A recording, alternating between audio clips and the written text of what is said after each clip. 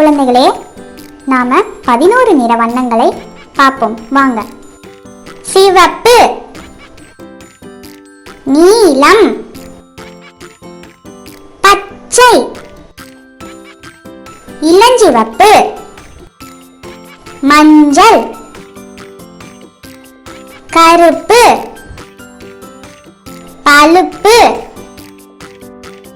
செம்மஞ்சள், வெள்ளை, சாம்பல், ஊதா.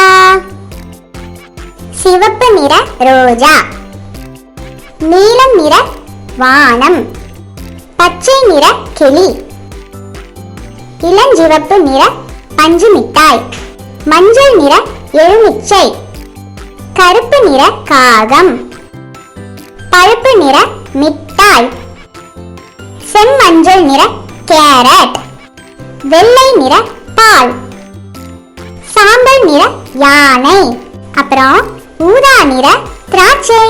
அவ்வளவுதான்.